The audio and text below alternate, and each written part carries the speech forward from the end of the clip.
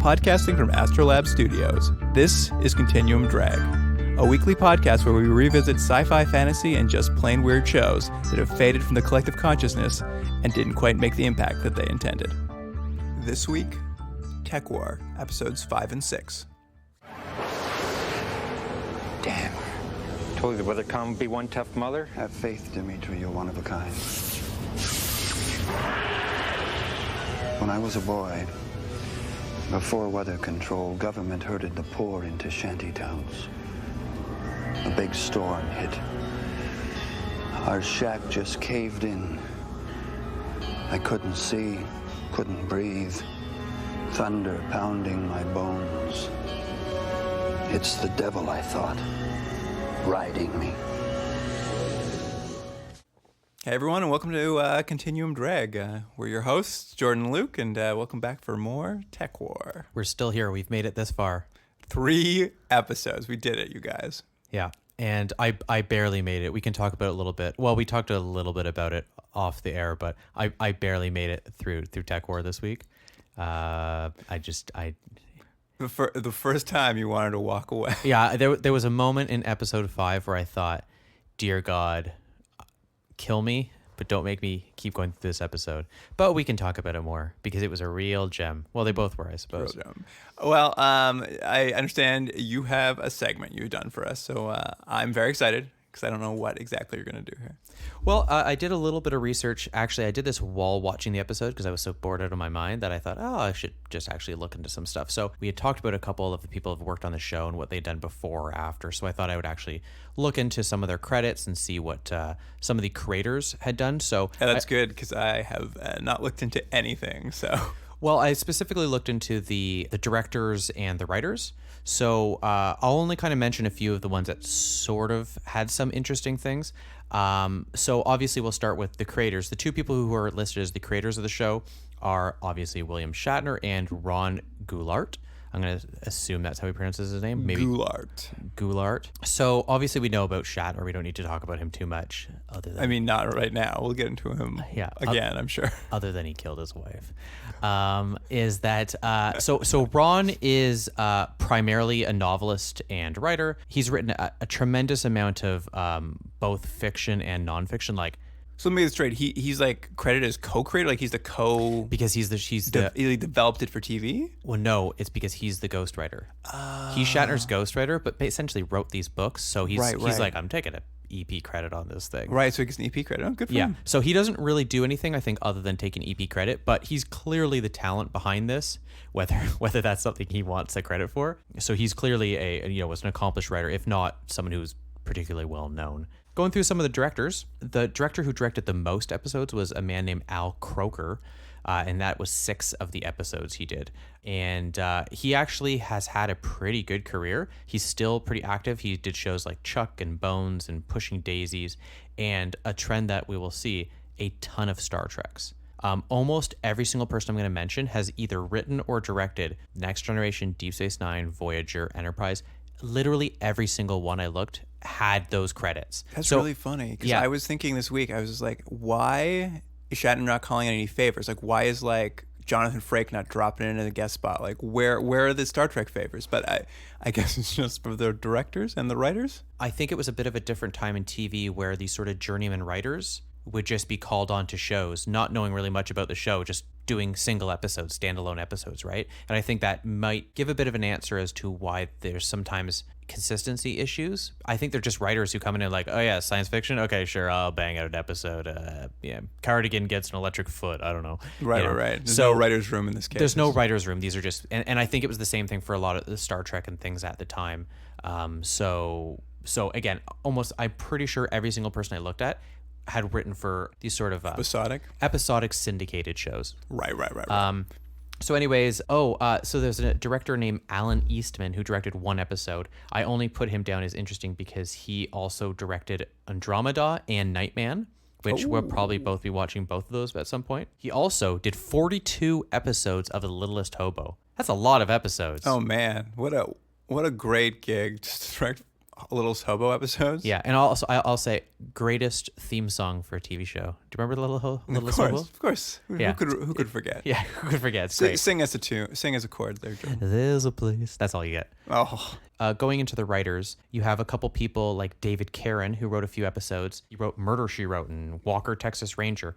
But this particular writer, all of his credits, almost all of them, were G.I. Joe, Ninja Turtles, Camp Candy, Thundercats, and my personal favorite, one I thought you would appreciate, it was the Super Mario Brothers Super Show. Oh, with, man. With Lou Albano. Do you remember that? yeah. Oh, I remember. And he does his little dance at the beginning. Oh, man. Anyways, he wrote that. Like, what a gig, huh? J. Larry Carroll wrote for Brave Star, She-Ra, Ghostbusters. Dean Butler, he would only be exciting for my sister because he's an actor who played the role of Almanzo, which I don't know if you remember, from Little House on the Prairie. He married Laura Ingalls. Oh, it's a deep cut for, let's call her Jordana? I don't know what your sister's name is. Yep, that was it. Oh. Oh, and finally, my favorite thing was there's a writer who I don't know if you can figure out how she might have got a job on this, but her name is Lisbeth Shatner. She wrote an episode. She wrote an episode. It's episode 18, so we haven't gotten to it, but I think we should make a note. That's the finale. That's a series. That's a season / series finale. So I looked up her credits, Lisbeth Shatner, who is his daughter. So she has one other credit on one other TV show, which she'd written previously in 1985, which was an episode of TJ Hooker. Nice. So I guess thank you, Father Shatner, for giving her 2 writing credits and 2 big paychecks for these not very good TV shows. Hey, man, what are our dads doing for us? Yeah, Fucking nothing. Well, my dad got me in this podcast. You know, he was your original partner, and as he moved on, he thought. And people now there's a lot of online debates who was really better. You know. I mean, I think you're a cheap knockoff, but Yeah. that's not what the fans always say. A lot. I'm the Sammy Hagar of this group. That's for all those Van Halen fans out there. Anyways, that's basically a little kind of in-depth, a very exciting look into some of the writers and directors of the show that we're watching. So why don't we get into the episodes? Sure. Let me give you the synopsis for Tekwar episode 5, Stay of Execution. A terrorist has taken control of the global weather control system and threatens to unleash deadly storms. Jake is paired with someone who has been on ice. He needs to find out if she is helping or just setting him up. That's it. That's the synopsis for episode 5. I think what I'll say about this episode is it has my favorite title of the episode.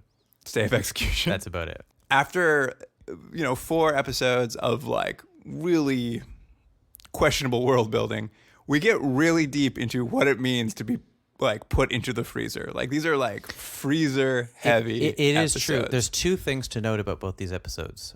Both episodes are, as you mentioned, discuss freezers and show freezers, which again, right. They never talk. Well, they mention, but you don't see it. They mention that Jake has been in a freezer, but like no more information than that. It's weird to do 2 in a row. And then the other thing is Shatner's nowhere to be seen. Oh, I was going to bring that up later, but yeah, he's just gone. I actually was trying to think, I'm like, when's the last time I saw Shatner on the show? I think it was episode 3. Yeah, I just assumed he would be in it more. I assumed it would be his baby. He'd show up a lot more. He'd get a few more things. He is nowhere to be seen. He's a cameo in the show is what he is. He shows up when they need the ratings to go up, All right. We get a monologue from this week's bad guy, Alec, who initially seems to be running a terrorist organization called Labyrinth.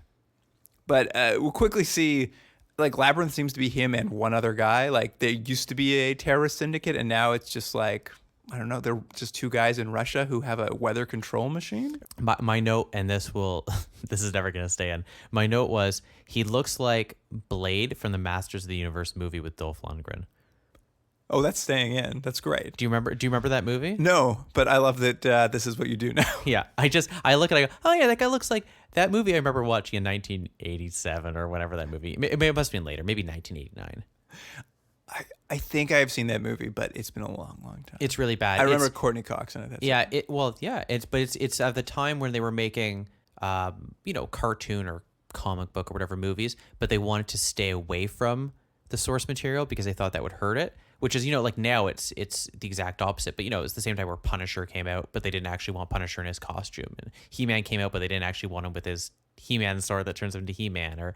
And it was a weird time for these movies. Now we're living in a better age. Yeah, we're living in a better age where it's 85 Marvel movies every 3 seconds. What a time to be alive. Each one better than the next. So we meet the villains, and they're controlling the weather, and the weather is attacking North America. Yeah, well, no, it's more like a Roland Emmerich movie. Oh, Geostorm. Yeah, it's like one of those, right? But I mean, I think they had the same thing in Star Trek, didn't they? Wasn't weather controlled? I mean, probably, but no one ever took it over, and that I remember, and like held Yeah. people hostage with it. Yeah. Also, it's just like a Roland Emmerich movie with no budget. Like you don't ever see Yeah. the storm, That is funny. I did notice. You hear the rain, and they talk about the rain and a then you lot. see a flash of lightning. Yeah, they're like, ooh, this storm's getting real bad out there. Don't look out the window, but trust us, it looks really bad. We don't have the budget for you to look out the window. Can I mention one thing before we move on? Sure. What was the main bad guy's name? Alec. Alec. His stupid soliloquies. Oh yeah, he gives a whole monologue. He's like gives these weird monologues, and they're all weird. And I think at one time he actually says, like, I wrote Bob Dylan sue him because he wrote A Hard Rain's Gonna Fall. He actually says that. It's like, oh, come on, guys. Who talks like this? I made a note on his opening monologue, and all I wrote was "devil monologue." I think he just kept like talking about the devil or something. Yeah, I wrote it down too. He said, "It's the devil, I thought, riding me." Just monologuing from a secret lair in Russia while controlling the weather. Yeah, exactly. What this does, this whole weather attack, brings fan favorite, unclear government representative Grout Was that from the name? episode 2 back into the show. That's right. That's right. It was the same woman. I didn't know her name was Grout. Yeah, they say it in this one. They're like, Grout's here. I'm like, tough name. And again, the funny thing is they have these different levels. Cardigan mentions, or someone in their organization mentioned, that Cosmos works for the Attorney General. So that's how it works. They're a separate entity that works for the Attorney General, assuming the Attorney General of the United States, or whatever is in the United States place at 2045. Oh, really? That's how they're not a police officer. They're not federal agents. They're this weird Attorney General sanctioned Security outfit. security organization. Interesting. I'm not 100% sure what's true in this show. Did you catch this? As Groot showed up, she makes a potato famine jab at Cardigan. I didn't catch Cardigan's just like complaining about the weather and the like WeatherCon that's being hijacked, and he's like, "This is science's fault." It's really dumb. He's like, "This is science's fault." She's like, "Yeah, well, two centuries ago, your people had a potato famine. You nearly died." It's like so many Irish jokes for the last couple episodes. She's like, anyone else from Rwanda out there? Hey, remember that massacre? It was really weird. At any rate, she shows up because it's time for Jake to get a new partner. Get out of here, Sid. This is a weird trend that seems to happen a lot. Well, will be happening a lot, is that Sid, they just don't, is it the writers don't know what to do with Sid, but he always has to stay in the office so Cardigan go out, do stuff. And Cardigan sucks. And even this, they go, we need his special skills. What's his special skills? They always say it, and it's always so vague. Yeah, I haven't seen any special skills so far. The government is teaming him up with an ex-agent from Labyrinth who's been in the freezer, but since she bombed a maglev train in Chicago. So they go down, we finally get to see the prison where they freeze prisoners and like they de-thaw her and take their prisoner out. And did you catch what they call the condition when you get out of the freezer? A freezer burn? Freezer burn. That made me laugh. Wasn't that funny? She's suffering from freezer burn. Yeah. And she's going to be Jake's new partner to help take down her old comrade from Labyrinth. I have so many questions about the justice system here. She's supposed to be frozen for 50 years. There's no rehabilitation. She's just unconscious. And then they unthaw her. It's actually, it's not a punishment at all. You just close your eyes and then you wake up and, your sentence is over. The real I guess punishment all your friends are dead. is all your friends and family are dead. And even worse, your clothes are really, really out of fashion. All their pop culture references are so out of date. Yeah. They're still talking about early Simpsons episodes where they've moved. The Simpsons is in season 63 now. Still going, though. Yeah.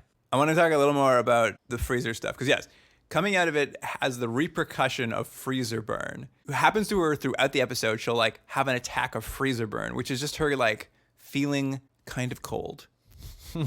Yeah, they at one point there's a part where they just talk about freezer burn and they say it's going to be unpleasant and blah blah blah, and almost immediately after she's like, "Oh, what's happening?" I was like, "It's freezer burn. They just told you, you idiot."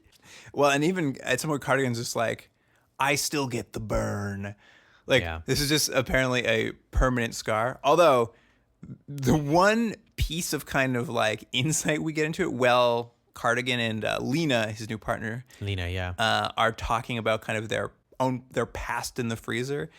Cardigan says this, and I just don't know what to make out of it because it doesn't make a lot of sense. But he says, in the freezer, all our minds are hooked together on life support. So we all have the same nightmare. Yeah. And their nightmare is freezer burn? Yeah. He implies that they're like mentally tortured or something. It was very weird. Yeah, it's like I couldn't tell if Cardigan was doing his best at trying to say something interesting, but it just sounded dumb and weird. It's like, what are you talking about? We got a lot more about the freezer and what the prison system's like, and not really makes any more sense, but it was at least a little peek into what happened when Cardigan was in the freezer. They go to Russia. I didn't even know it was Russia for a while because no one speaks Russian. And they didn't even try to, except for later on. Then one guy comes up with the worst Russian accent ever, the military guy. But no one speaks Russian in Russia. And the only thing I enjoyed was that they're apparently in Yeltsingrad because the writers thought, yeah, Yeltsin's going to be remembered very, very well to the point where they're going to make a hologram of him above the building. Yeah, no, it's great. Like they take her out of the freezer and then they immediately jump straight to Russia. I was a very big fan of this move directly to Russia. We're now going to see what Russia's like. They barely leave the airport. They don't leave the airport, and it just looks like an airport, and no one speaks Russian. Like maybe I convinced myself that, okay, it's the future, and Russia has become so cosmopolitan that there's a bunch of different nationalities and cultures and languages, so everyone just sounds like a Canadian actor. One guy does have a Russian accent. Yes. Another guy has a Jamaican accent. It's a real mixed bag there. Great part of them going to the airport, though, is while security is lax, we finally discover what the name of Cardigan's gun was. Did we? Did you No, hear it? I didn't. It goes off in security, and he's like, I don't have anything on me. And then his partner immediately is like, he's got a plasma pistol on him. I'm like, oh, that's what that wave gun's been this whole time, a plasma pistol. You know, it's funny, I heard that and I didn't even connect it because I'm stupid. They're in this airport. The first thing they're going to do is meet their contact that's to meet there, which has great future slang in here. They're like, we got to meet this street wipe. That's the slang they use for this person they've got to meet. So they have to meet this tech head who's going to tell them how to get to Alec in like Stop Labyrinth. And did you hear, is this the guy they meet at the airport? Yeah. And did you hear how he introduced himself to them? No. I wrote that down. What's real, man? What's real, man? That is Happy Jack. Happy Jack. He's, I don't know what is going on. He talks about how he is on tech all the time, but a low amount, so he just remains pleasant. Still trying to have this comparison that tech is like drugs. So the basic idea is that he's a little bit high. He's just a little bit high, and so he's a fully functioning person. But the problem, though, is what they've shown us with tech, as you've illustrated before, is just weird images of you like molesting people that work for you. That's what seems to be tech. It's these weird images in your head. So is he just watching this? Yeah. How is Happy Jack walking around and interacting with people? Yeah. I don't know. I don't know. It doesn't make any sense. Happy Jack, however, does not believe that they are not cops for any amount of time at all. Yeah, because Cardigan hasn't put on a great disguise yet. Yeah, that's true. They get chased off. It's not really a lot going on there. They get chased off by Happy Jack's guys. The only thing I want to note there, though, is when defeating Happy Jack's guys, they use one of the force fields we've seen, which has protected Shatner in the past. But did you notice that this time they introduce a new idea of the force field? If you run into a force field, you just evaporate. You're gone. That is new information about the force fields that I'm just like, that's not a safe device to be using. Also, this is a real nerd nitpicky thing, but I see this all the time when there's something similar in a science fiction movie where someone's frozen for time or someone goes into the future or whatever, and they always immediately know how to use the technology. She just immediately knows how to use the technology in the airport. She's seemingly been in the freezer at least for a few years, right? Yeah, but I don't think they've updated. Like from the look of the technology in the show, I think it's been pretty stagnant for a while. Let's say 5 years you haven't used a computer and you come on. Do you think the operating systems are the same? I don't think. What I'm saying is there's no way she could have had that force field. She could have hacked that force field? Yeah, no way. To dissolve that man. You know, Lena, some Russian terrorist who has a weird face tattoo, would not have the know-how to do that. Don't buy it. I thought Happy Jack was going to come back because they don't deal with him after that. Like, they kill his thugs and he kind of runs away. And I'm like, oh, we'll see him again. Never see him again. Yeah. Like, it was a really weird introduction of a very distinct character to never bring him back. Well, there's never time in these episodes because they have to give all the lines to Cardigan. That's like, it's a running thing that none of the other characters have any time to do anything because everything has to go to Cardigan. Moving on, after they get away, Lena uses this future term, that tech head lobed you as a cop. Lobed. Yeah. Which means it's time for a makeover. Record scratch. I feel good. That's what they should have done. That'd have been great. And it's a whole montage of him putting on different wing stuff. But yes, them putting him in a terrible hair metal band wig with a Mike Tyson face tattoo, it was the dumbest thing. And it made me laugh because it was so dumb. It was great. We literally cut to him getting laser tattooed in a chair. And I was like, whoa, that's, it's the future, so I guess you can probably remove tattoos very easily. And then they just immediately like, Cardigan's like, this is just temporary, right? And the guy's like, yeah, it's fine. It'll just fade away. I'm like, what? Why even bother? The viewers were going to be very worried. He's not going to keep that tattoo, is he? The rest of the series. Oh, no. Cardigan's got a huge face tattoo. That would actually be better. That'd be better if it wouldn't hurt the show. It wouldn't hurt the show. No, I think it'd be better if you had something and it's like a battle scar. He's got a face tattoo from that time that he went deep undercover for 5 minutes. In Russia. In Russia. In a Russian airport. In Yeltsingrad. Let's just say that so far in this episode, there's been no reason to unfreeze this woman.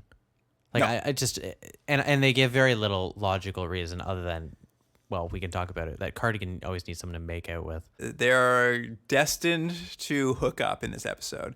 Anyway, with his new look, with his new bad boy look, they hook up with an old cop that Lena knows who probably was part of the terrorist cell at some point, but now he just goes around taking bribes from store owners. Yeah. He got 350 credits he took from that sushi owner. Was that what it was? Yeah. Back to we really should have some sort of chart where we track the how money works in the future, because as we've pointed out before, it makes no sense at all. It did seem like a lot. And I mean, this whole show, all Cardigan does, anytime they meet a new character where they need to find like the next step to get to Alec, all he does is he bribes someone. Like, he doesn't have any other move. He's just like, I'll bribe you. I'm just like, this is all you need to do, I guess. Just give someone some money. They'll tell you how to get to the next step. That's one of his special skills. That's what the government needed him for. They need someone who can walk around bribing people. All right. Anyway, this cop's an old friend of Lena's. He's going to hook her up with like basically the next step of the like all this show is just like meet someone, get told who to talk to next, and that person will tell you who to talk to next, and eventually you'll get to the end. But really weirdly, which is becoming a trend on this show, the cop's like, Lena, who's your friend? I don't know him. And she's like, oh, you remember Bernice?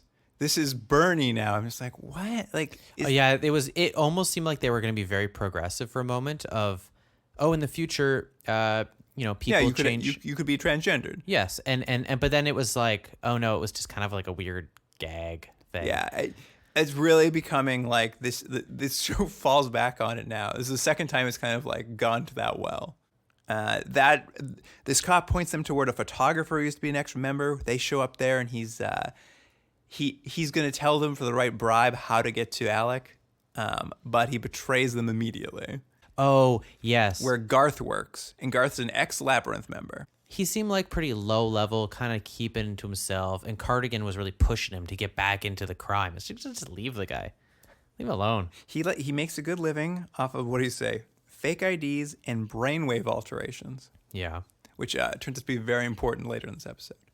But yeah, they basically tell him, we want to find this guy, we want to get his weather machine, and we're going to sell it. That's their like cover story. Yeah, their cover story is terrible, but like, come on. Oh, here's my old friend who's now a man, and we need to buy a thing. Like, no one would buy that. Garth like immediately betrays them to Alec. Some rando thugs show up and start shooting them.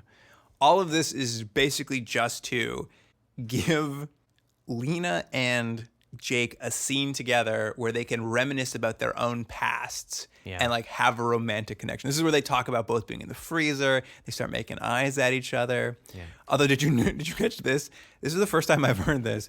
But when they're talking about their past, Cardigan tells her, I used to be a tech head.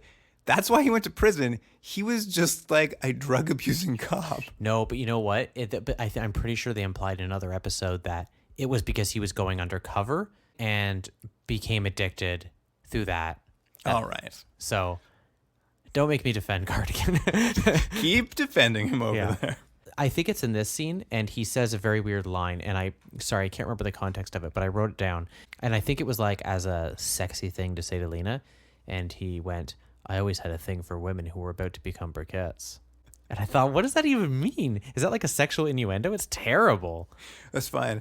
I've always had a thing for people who were getting sent to the gas chamber. Lena also has a little come on line during this scene, which I thought was pretty great. You're kind. You were like they say people are in books. Yeah. Well, the script was written by a machine that they just pumped in stuff and it just spat out words. But you know what the thing is? So what I've realized, and I don't know how much we need to go into this, but the whole point of getting rid of Beth was someone up high, I assume. It just went, come on, like he's got to hook up with a girl every episode because that's what the viewers want. So they get rid of Beth. He apparently has no sense of loss whatsoever. No sense of loss. Just, all right, well, this Russian girl seems fine, even though it's super inappropriate for the work relationship.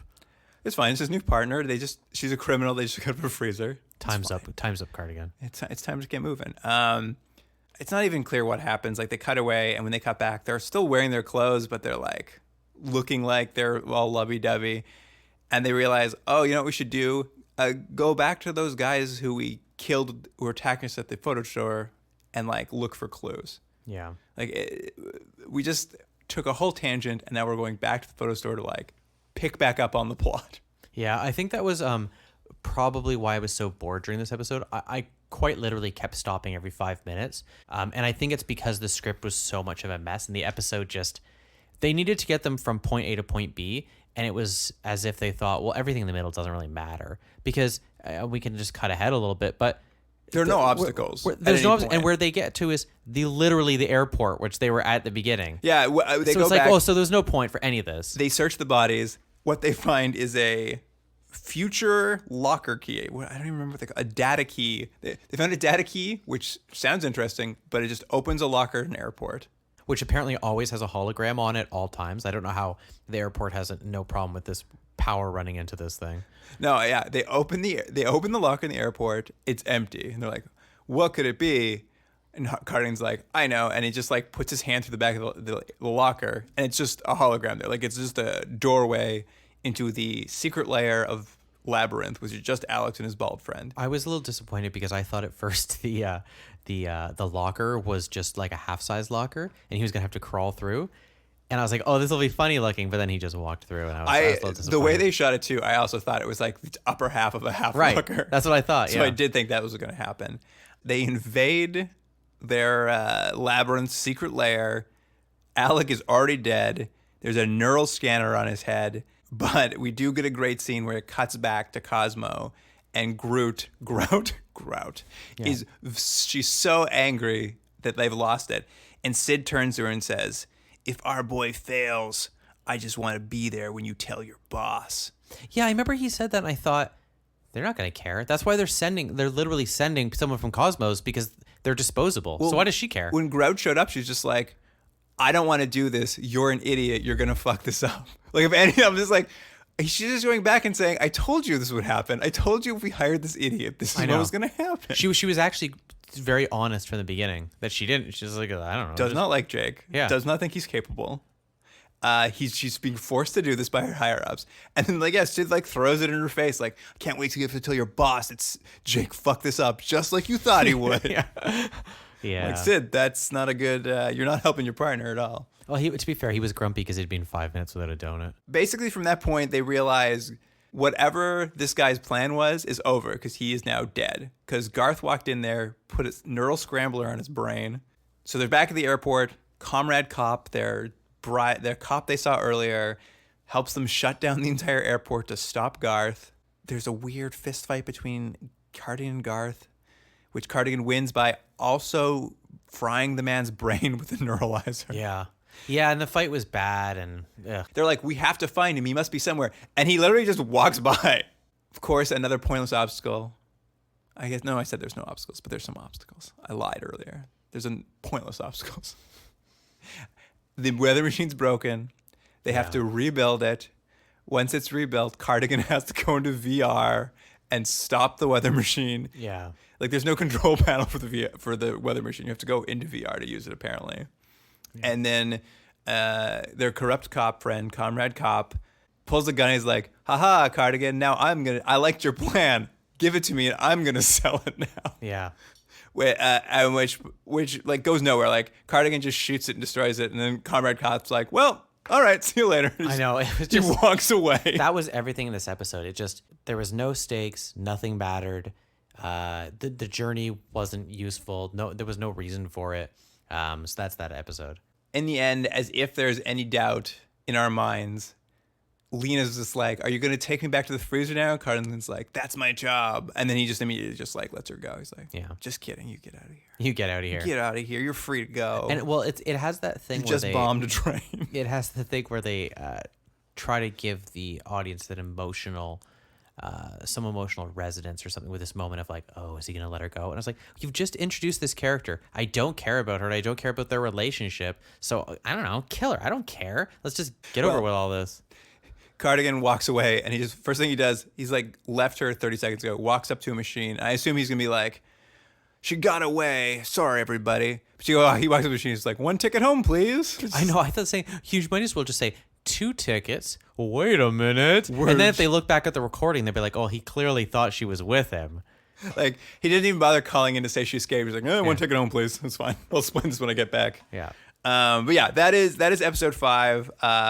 Pretty lackluster. Although I will say I liked the early freezer world building, and I liked initially getting to see Russia for a few minutes. Yeah. But tough plot. Tough reason to like follow along with this plot. Yeah, it was, dare I say, my least favorite episode. Ooh, wow. Yeah. Well, we'll get back to that in a little bit. Let's move on to episode 6, Alter Ego. She'll be fine, Tyler. But I can't say the same about you. Why don't you just fade away, Connor? I know you're a hologram. Am I? Can a hologram do this?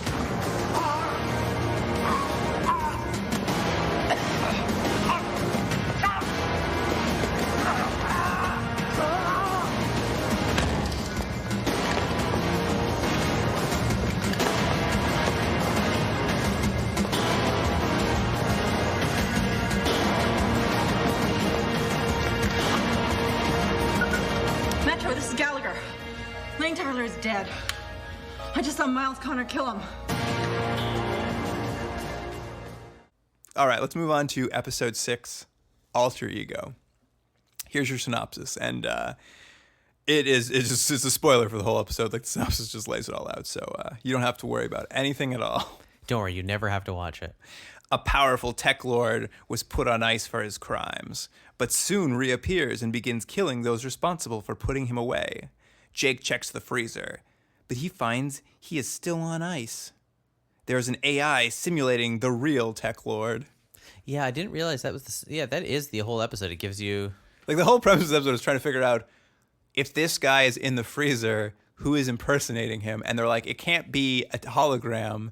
Holograms don't have like life signs. It actually felt a lot to me, and this is gonna seem like I'm praising this episode more than it should be praised. But it reminded me of an X-Files plot where there's like a monster. Like I was thinking of the Coombs episode where they're like, how could this guy possibly be killing these people? You find out, it's because he can stretch his body.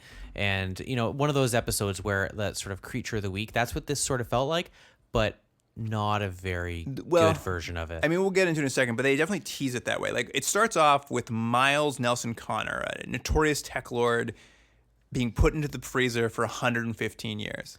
And I wrote, why isn't he played by character actor Brad Dourif? Do you know who Brad Dourif is? No. Oh. Look him up, and you'll see. You'll recognize him. He's in a million things. This is my new favorite part of the show, by the way. I was going to ask you who should have played this guy, because as soon as I saw him, I'm like, Jordan's going to think of somebody who should have played this guy. Anyways, Brad Dourif should have played him because he's a... Sorry, Connor, this guy. Brad Dourif's a better actor. Great. I will never look him up, but thank you. I'm gonna find a picture while you talk. He's been put into the freezer for 115 years. Again, who cares? It's not there's no punishment to this crime. He's just being frozen for 115 years. He's not being rehabilitated. He's not being punished. He's just in a freezer. I'm showing him Brad Dourif now. Do you recognize him? Are you sure he's not pronounced Dorf? Is that how you pronounce that? That's how I would have always pronounced. That's who I thought you were talking about. Oh, it was. I thought you. Brad Dourif. I always thought it was Dourif. I don't know. Anyways, don't you think he'd be better? Write in and tell us. Yeah, he would have been great. Cosmo is celebrating because this is what was crazy to me. Is the premise of this is they caught him thanks to a task force the Attorney General and Special Prosecutor put together with Cosmos.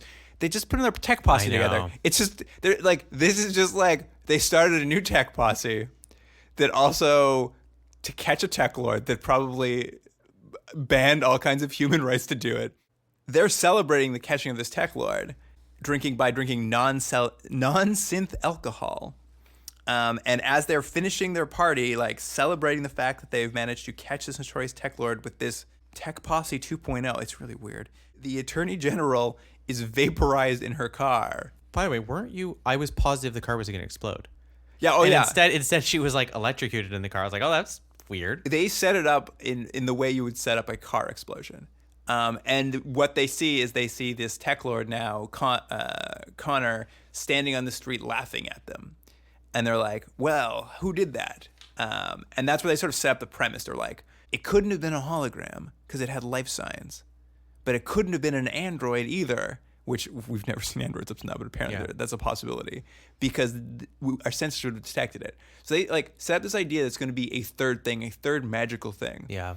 Spoiler alert, it's a hologram that someone like managed to give life signs. Well, that's the thing. They never stopped and said, okay, it must be a hologram that someone has made more advanced or they figured out how to trick the computers. They just went, well, it can't be a hologram.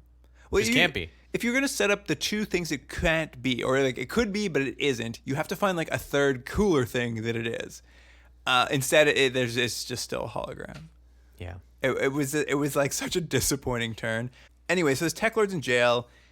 We start realizing the tech lord, basically they're like run like a mob family. Like we go to a mob meeting and they're trying to figure out who's going to take over for him. And so his underlings are fighting for the top spot. And then this not hologram of the tech lord shows up. I don't know what. Did you see what he did to that man? Did he shoot him with a laser or something? He doesn't move. He doesn't do anything. It's this young guy, this brash young upstart, Italian stereotype. It's like, I'm going to run the family now. And he walks in and he's just like, you think you're going to take over from me just because I'm in the freezer? And like a wave shoots through his body. Right. And then his chest just lights on fire. It's like his soul is pulled out of his body. And then his chest just explodes into flames. It wasn't good. That's all I knew. It was a really weird. And like, it was never clear how, like, no guns were used. Like, I don't know how the hologram's killing people. No, I know. It didn't look. You couldn't tell if it was a bad edit or if they just wanted to keep things mysterious for the viewer. But it clearly was coming from Connor. But it wasn't coming out for a gun or anything. So all of his underlings must have known it's not the real guy. Because I'm sure if he'd had the power to shoot out of his chest before that, he would have done it. Yeah, I guess so. I thought, like, at this point, because I didn't know he was a hologram, I thought, like, there was something supernatural or, like, I don't know, like he was a clone with weird power. Like he seemed to have telekinesis or something. Yeah. Can I mention one thing and cut in? My favorite thing in that scene was, and I don't know if you noticed, there was a woman at the table, one of these, I guess, gang lords or whatever they were, and she was wearing an eye patch. And I like that. I wasn't sure if, and my thought was, I wonder if that's cosmetic, like I wonder if there's an issue she has with her eye, or if in 2045 that's a fashion thing, because she looked like she was a member of Dead or Alive. Do you remember where that band is? No. You spin me right round. Oh, okay. Round. Yes. That band was Dead or Alive. Anyways, the lead singer that wore an eye patch because it was the 80s. But anyway, it's a nice aesthetic, I guess. Yeah. You can't tell, but Jordan's wearing an eye patch right now. Yeah. But you're right. Here's where we get into. They introduce. So they've been on this whatever this tech posse is with these like people to catch this tech lord. And now that the Attorney General's dead, they bring in her second of command, which is weird. They've never met this woman before because she's in charge now of their like new tech posse. Yeah, you would have think that they would have crossed paths at some point. Lieutenant Houston. Was that her name? Lieutenant Houston, yeah. She's the new boss of the task force. Yeah.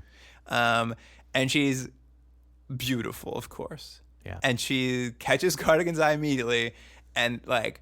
Well, and he catches hers too because he's your classic rogue. And she's all straight-laced and she doesn't want to fall for him, but he's such a bad boy. So, I mean, we're clearly now getting into what is going to be the rest of this series as a new Woman of the Week for Cardigan. Yeah. And we're off and running.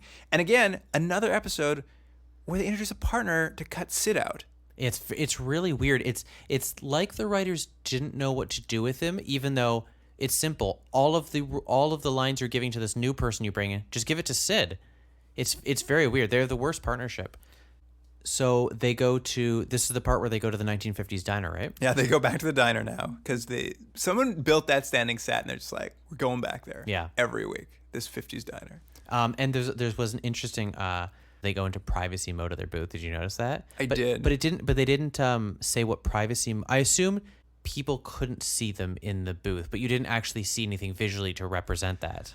Oh, interesting. I thought they might have done it in an early episode. I just thought it turned down the volume around them. Oh, you know what? Maybe that's what it was. But But you're right. It doesn't make sense because they're meeting a snitch there. Yeah. Who, I mean, so bad.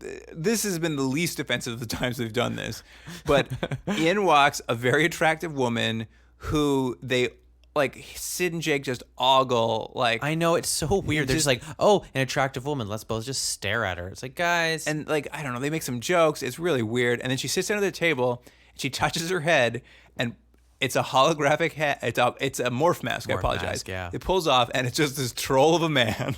Yeah, well, it sort of answers, I guess the guy and the woman are both white, but you can be different You gender. can be different genders now. And I mean, change your height and your general body appearance, apparently. But not your voice. You can do everything. Not your voice. But not your voice. I will. To be fair, I guess this is the least offensive this gag has been, because he's really only doing it because he's afraid Connor's going to get him. So to stay hidden, he's just being as far away from himself as he can be. Right. And no one really makes any weird, awful jokes at this point. So this is like the third time they've gone to this well, but at least it's the least offensive time. Yeah. From this, they don't learn anything. Like, they just talk to him. They're like, he's out there somewhere. Yeah. I saw him kill a guy at a mob meeting. He must be real. Well, he's used as a way to keep telling the audience that something weird is happening, even though it's just a hologram. The Attorney General's been killed. The special prosecutor is running this new tech posse. He's still alive, though. And we cut to his house where he's being protected by police. The cop is immediately distracted and knocked unconscious. And when she wakes up, she sees Connor in the house, choking the special prosecutor to death. And that's it. They've killed the special prosecutor as well. But let me mention one thing. She sees the guy getting choked on the second floor. She runs in and he's dead on the first floor. Oh my God, I did not. And I was just like, come on, guys. Anyway, that should told you right away it was a hologram. It's ridiculous. They show up and they're like, oh, there's no fingerprints, there's no DNA. But they get mad at Lieutenant Houston because she's apparently holding something back from them. She's not telling them something they need to know. And it's like they keep fighting Cardigan and Houston. And did you notice the one thing he said as sort of a let's just get along? He says, how about a nice cup of soy calf? So implying that it's a soy-based coffee beverage that they're going to talk over. And I don't think we've talked about this yet so far. I don't know if in the future they've been implying that there's a lack of resources or that things are just so technologically advanced that there's a synthetic version of everything they can also get. But so far they've mentioned a bunch of products, but only in the context of, well, the real thing is better. Do you want synthetic asparagus or real asparagus? Implying that the real thing is much more expensive or rare or hard to come by. Is that how you feel about that? That keeps coming with everything. There's this is non-synthetic alcohol. Yeah, I mean, I guess the idea is that stuff is just more expensive now. See, I'm actually more interested in that and the world building than I am in these plots. I'm like, oh, interesting. Soy cafe. That's what people are drinking. And then it's like, oh no, they're going to talk about this hologram more. The only reason I mentioned that Lieutenant Houston was holding back information and why they're so upset and they're all upset about it is because Sid has a line here which I didn't hear rule 1, but he says, Boscom rule 2, never trust a bureaucrat. I wrote that too. I said, what is he now, Ferengi with his rules of acquisition? It's like, what was rule 1? I'll let that go if for the rest of the series they keep giving random numbers like Boscom rule 63, wipe back to front, whatever his rules might be, which is, Boscom, front to back, please. I mean, this is the first time I'm hearing anything about any some Boscom rules. I think it's just to keep, that I've mentioned before, they want to keep showing that he's this great intellectual chess player, and to keep reminding you that he's in the show, even though we haven't seen him in several this episodes. This is the closest we get to see Shatner. Someone mentions a rule his character has. From the crime scene, they go back to Cosmo. Nika hates Cardigan for some reason. Every time they interact, she just is like talking like she fucking despises him. And I don't know why, but she's like, I think she's just sassy. That's her thing, isn't it? It's not sad. Like, she literally seems to like find him to be a huge inconvenience to her life. Oh, but then he makes a comment, and I wrote it down. Sid and Jake joke. I can't remember what they had asked her to do, and she was like, I don't want to do it. And they said they made a joke about pulling off her nails. Did you get that? Yeah, and I thought, what kind of office is this? If my boss said to me, do it, and then made a joke about like injuring me somewhere, I'd be like, I think I'm done here. Like, come on. She says she's very busy. She doesn't have time for she doesn't have time to do Jake's work as per normal. Like, Jake wants her to Google something, and she's like, I'm really busy. And they're like, make a joke about torturing her. Yeah, it was really weird. Anyway, she Googled it for them, and basically he just like wants to know who has the same body type as Connor, who could be impersonating him. But they've already shown that you could be any body type and wearing a body morph thing. So I was like, what is this going to show you? If that weird looking guy could look like a beautiful woman, then you could be Dikembe Mutombo dressed up as... Dressed up as who? Dressed up as who? Dressed up as who? Warwick Davis. Oh, there we go. You got there. Yeah, I got there. I picked a tall person that no one remembers, and then a short person no one remembers. Actually, I think people still remember Warwick Davis. Oh yeah, people know who Warwick Davis is. Yeah. Do you remember who Dikembe Mutombo is? No. He was a basketball player. His thing was he was very good at defensively hitting the ball out of people's hands, and then he'd wag his finger at you like, no, which I actually don't like anything in sports. Like, just play the game. You're getting paid millions of dollars. We don't need to have you showboating. That's pretty good showboating, though. But you did the one thing you're getting paid for. Calm down. With the information from Nika, they break into this junkyard. It has a security system that Sid's going to disable with his the old computer one. Yeah, with his thing. It doesn't work. They find what they keep calling an ancient computer with I wrote it down. What is it? A 3286 processor. They can't believe how old it is. It's so crazy. And it's clearly just like computers they had around. It's from the office. It's from the office. Coordinator in the office is I need that. No, we need it for a prop. But that's the thing. They're like, this is where they figure out it's a hologram, because for some reason in this old computer is this hologram program that lets you have life support, like makes it look like you have life signs. Yeah, it makes no sense. Like, why would that be in the oldest computer in the world?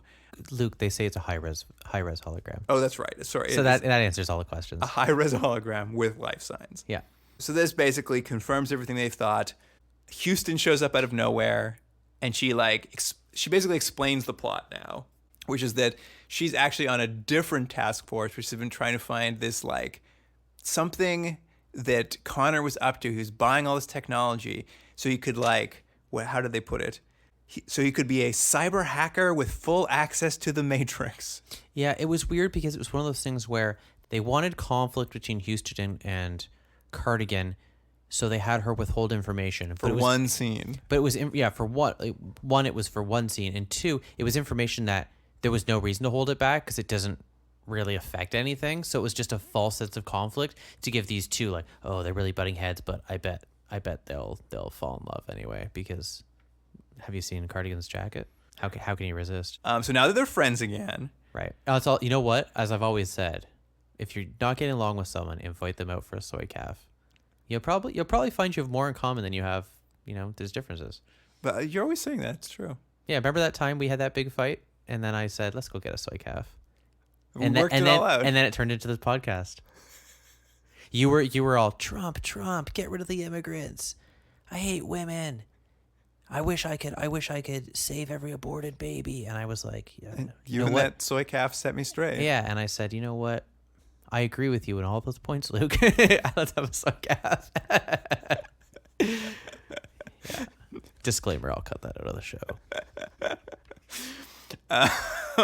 So this is the part where I think they show up at the house now, and this is when she spin kicks the guy, the bodyguard at the front, which she's really been pushing this whole time about all the rules and regulations, and I'm sure there's something like they need a warrant or something. You can't just go into someone's house and they say no, you can't come in. So she kicks her way in. Like, come on. Yeah, I mean, they just bust into the mob house. They corner Connor's second in command. They're like, "It's you're doing all this," and he's like, "It's not, but I'm afraid. So if you take me into this station, I'll tell you everything."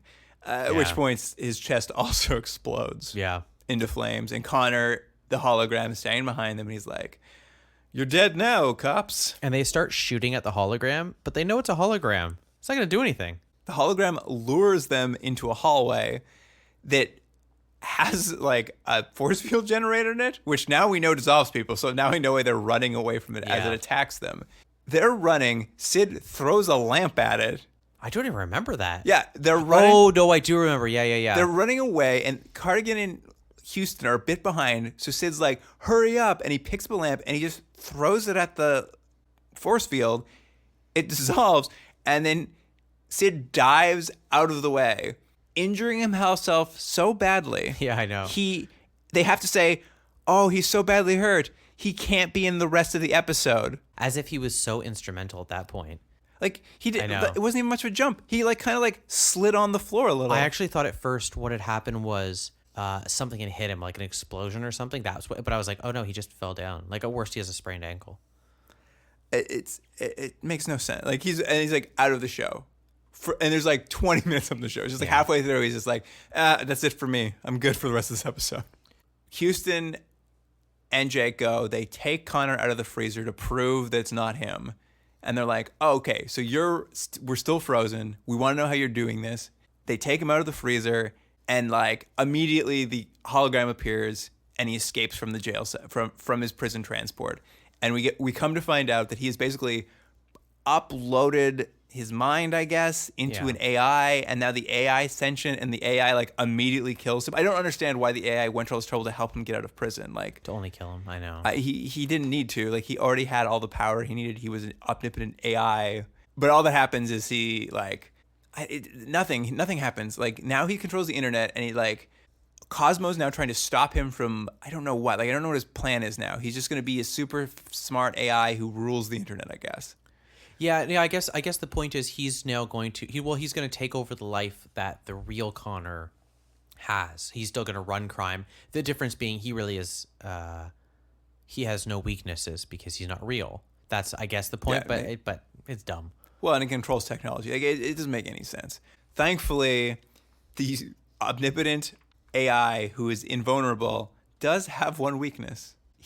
His weakness is he hates Cardigan.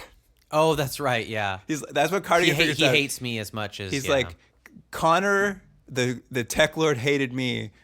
So this AI, if he has his mind, he also hates me. I'm like, well, finally, something's paying off for Jake. Everyone hates him, and that's the one thing that's going to save us. And for the second episode in a row, Jake has to get hooked up to technology and go into the internet or some sort of computer. Only this one it looked funnier because he was all jiggling and stuff. But I felt like this episode would have been better if they got to that almost right from the beginning.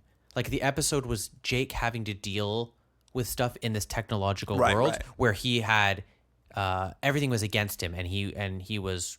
Yeah, he was out of his element. He was out of his element. I thought they could have started that right off the beginning, and they could still have had Houston feeling weird over top of him, looking at his body and stuff, and look at the suffering he's going through. But instead, they did this whole journey that meant nothing, signified nothing, and now he's just going to resolve it in 3 seconds because it was so this in this AI that you go to, it's just like your world. Well, you can walk around. It's just like, I mean, you can really see the level of understanding or care for technology, when he goes into the virtual world to attract the AI to him so that they can capture and destroy it.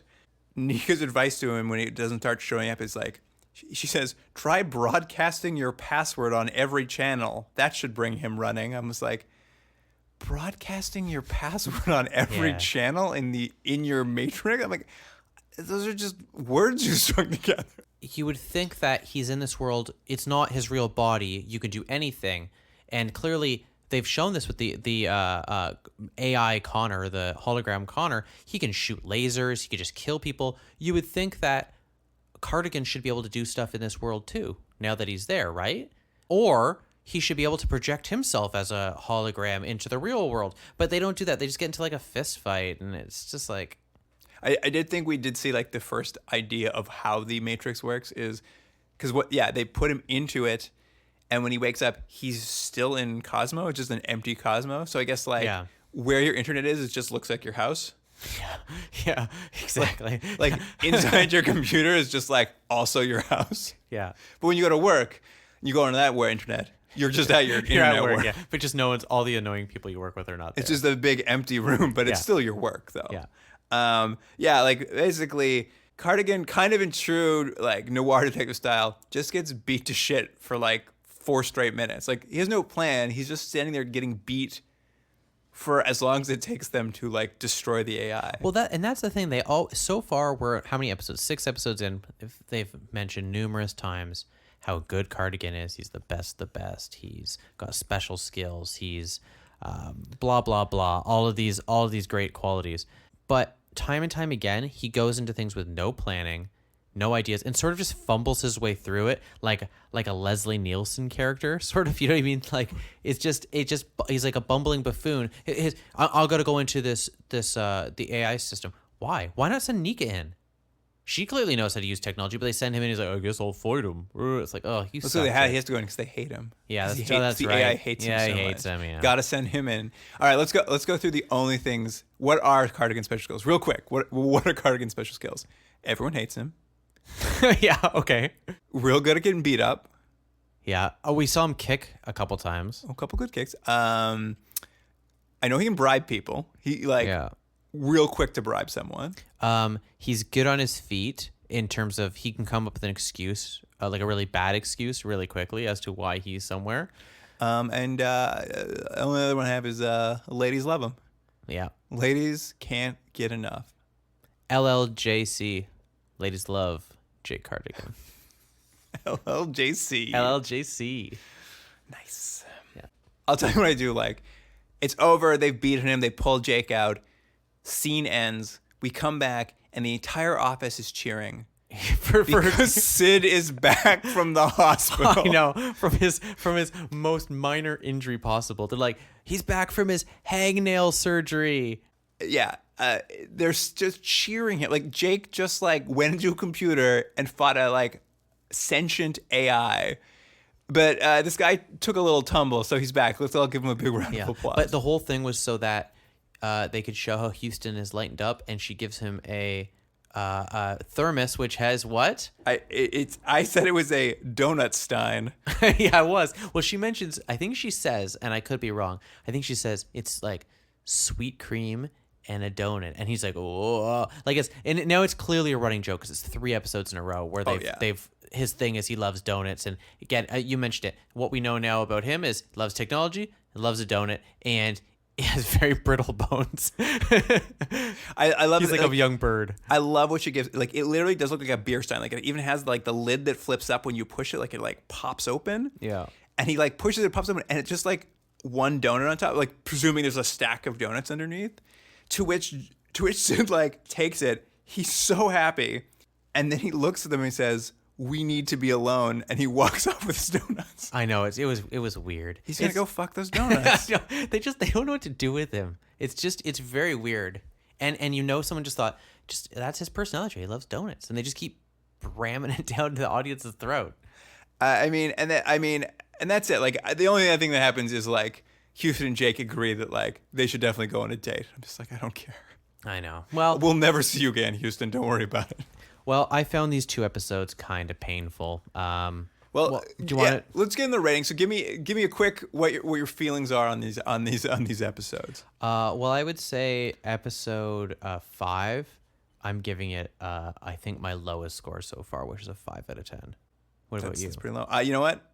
5 out of 10 for me too. Oh, hey, we've agreed. I didn't hate it as much as you though. No, I know. I just it's not so bad that it's awful, but it's not good by any stretch of the imagination. It just is like, there are seeds of interesting things in Yes. it that are never explored, or they plant these seeds and then they never water them. They just walk away.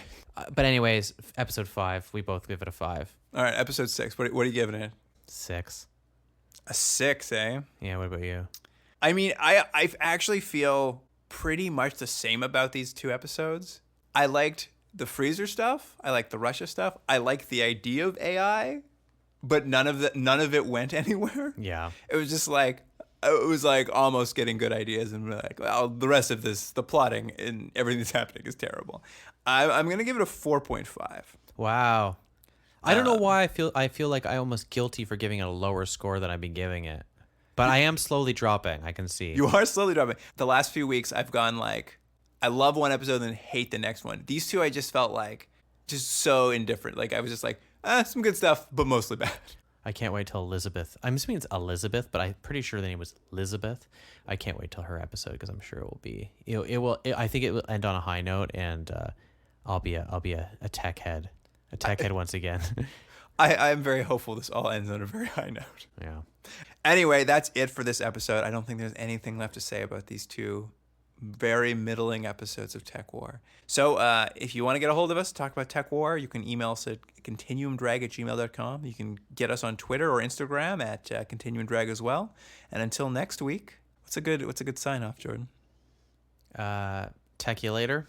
Nailed it. Yeah, nailed it. All right, that's enough. Bye. Bye. Continuum Drag is recorded at Astrolab Studios in Toronto, Ontario. Theme music by James Ruxedler. Produced by Jordan Delic and Luke Black. Special thanks to Adam Wheatner, Jeff Hanley, Emily Carter, and Dwayne Wright.